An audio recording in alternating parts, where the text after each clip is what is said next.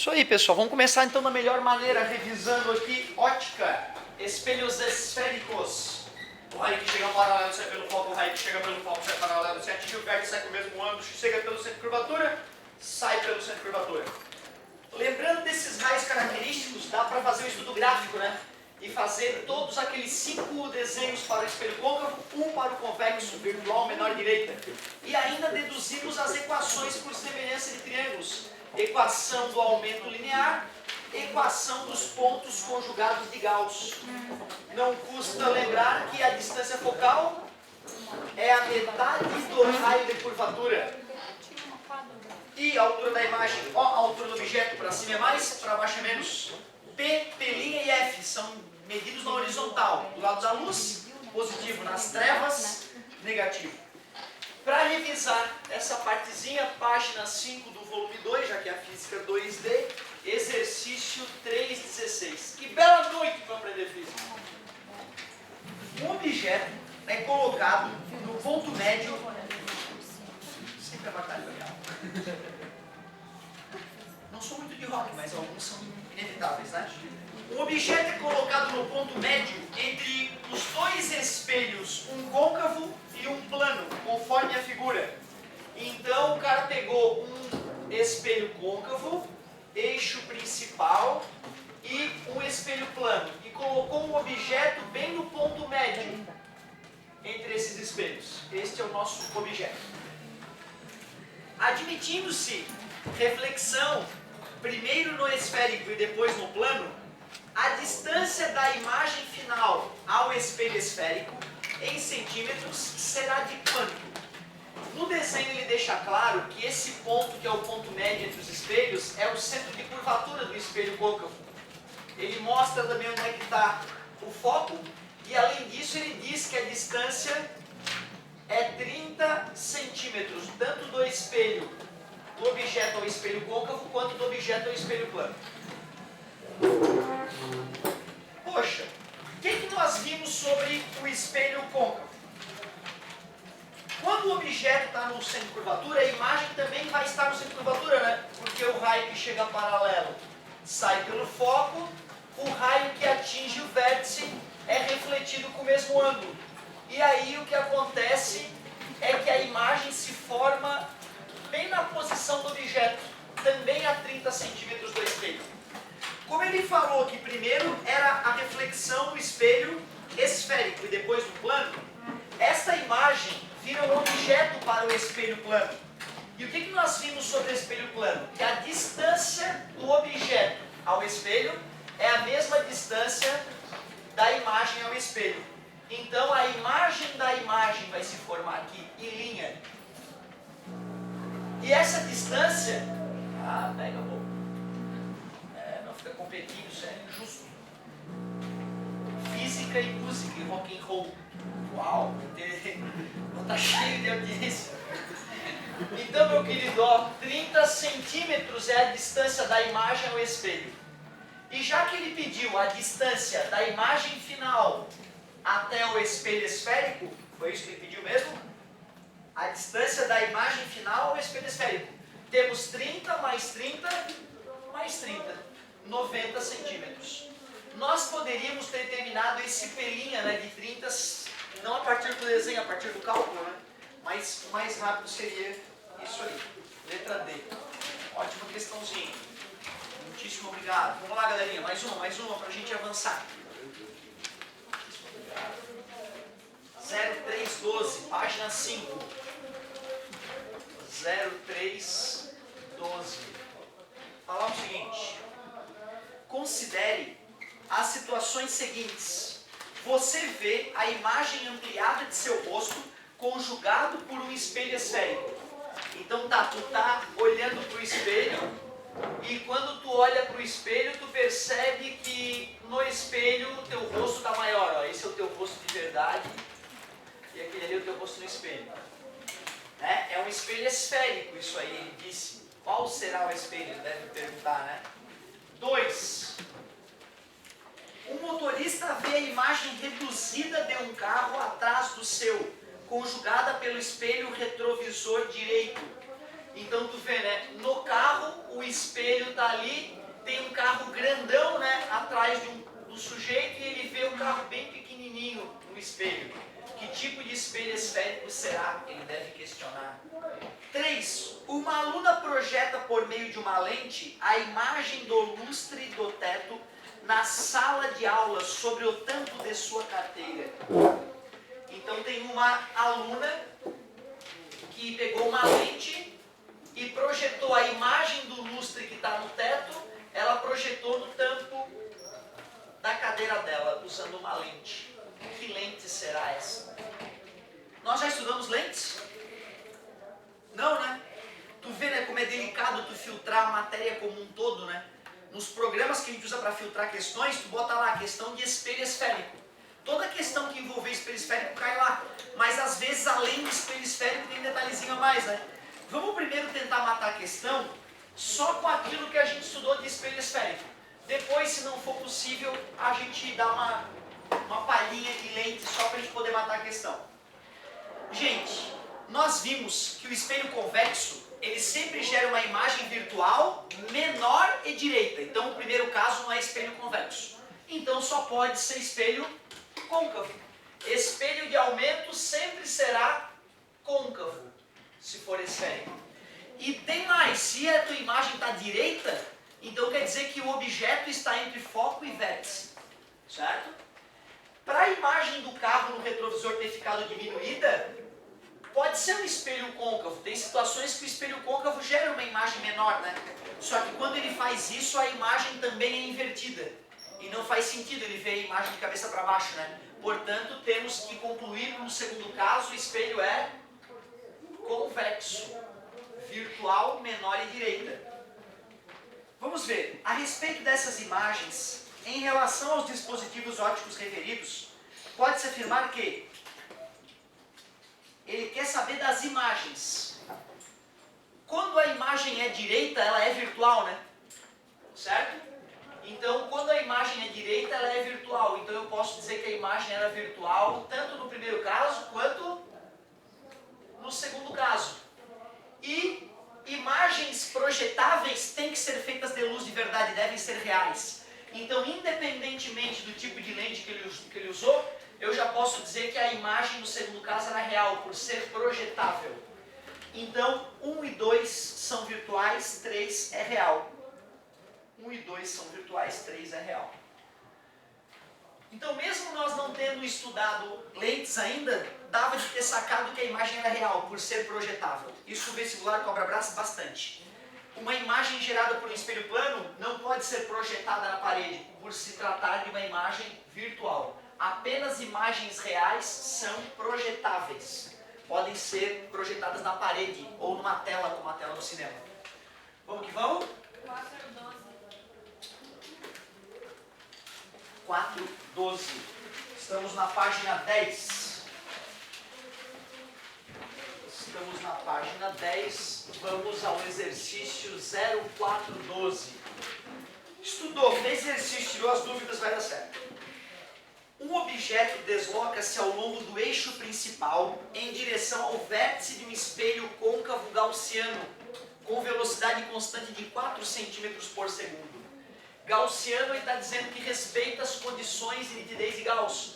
Os raios que chegam no espelho são paralelos ao eixo e o ângulo de abertura do espelho, que é o ângulo que a gente obtém ligando o centro de curvatura às extremidades do espelho, é menor do que 10 graus.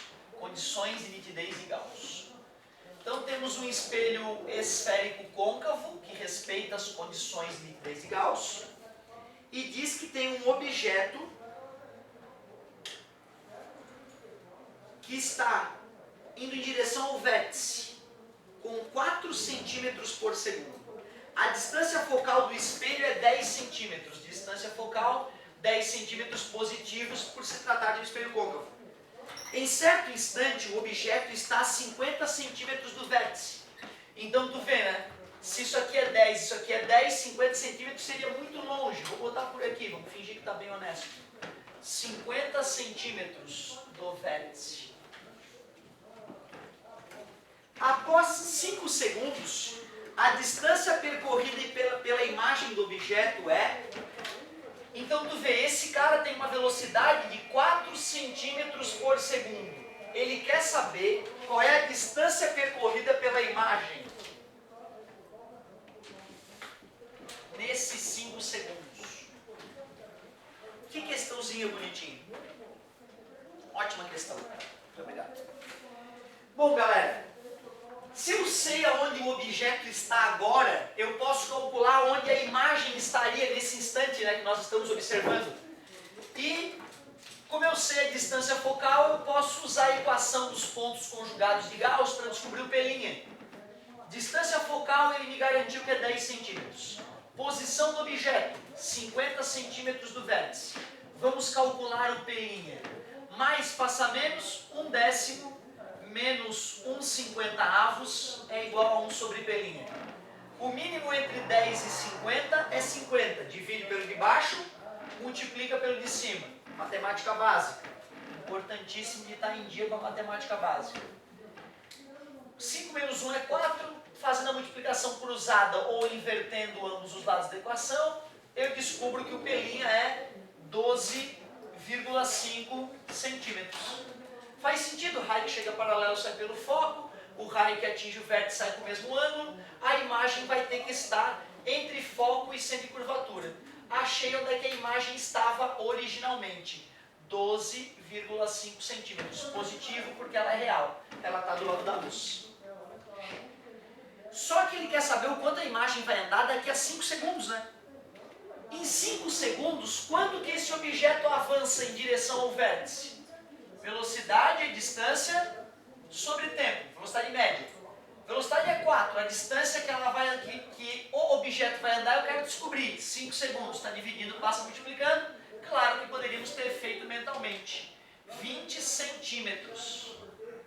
Se o objeto vai 20 centímetros para a direita, onde que ele vai parar? Estava a 50 centímetros. Andou 20. Aonde ele para? Exatamente. Se ele andou 20 centímetros aqui, 50 menos 20, a nova posição do objeto é 30 centímetros. Dá para descobrir onde é que a imagem vai estar nessa nova posição? Vamos fazer o cálculo de novo. 1 sobre F é igual a 1 sobre P mais 1 sobre P'. A distância focal do espelho mudou? Não, né? Foi o objeto que mudou de posição. A nova posição do objeto, que é o nosso novo P, é 30, não mais 50. Vai dar para calcular o P' sem problema. 1/10 mais passa menos 1/30 é igual a 1 sobre P'. MMC entre 10 e 30 é 30. Divide pelo de baixo, multiplica pelo de cima. 1 sobre P'. 3 menos 1 é 2, invertendo ambos os lados, 30 sobre 2. P' é igual a 15 centímetros. Agora que o objeto se aproximou, a imagem se afastou um pouquinho, né? Certo? A imagem se afastou um pouquinho. A nova posição da imagem deu 15 centímetros. Ela estava originalmente a 12,5 centímetros e agora está a 15. Qual foi a distância percorrida pela imagem? Posição final menos posição inicial. 15 menos 12,5, 2,5 centímetros. Que velocidade tinha a imagem?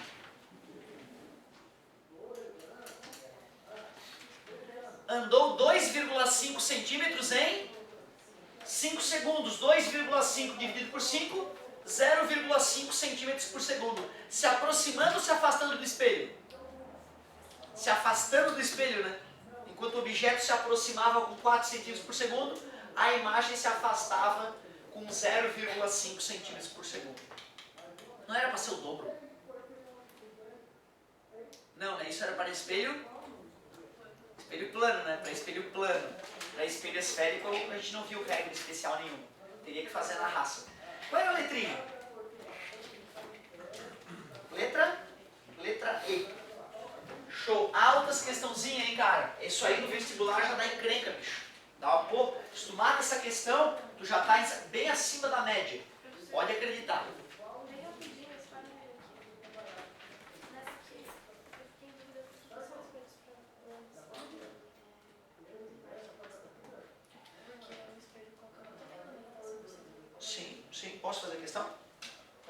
aproveitar aqui só para a galera não ficar com ciumeira.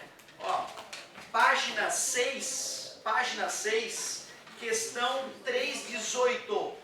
Questão 318 da página 6, estamos na física 2D. Tendo em vista as leis da reflexão, é a formação de imagens de objetos reais com apenas um espelho, plano ou esférico? Assinale as alternativas corretas.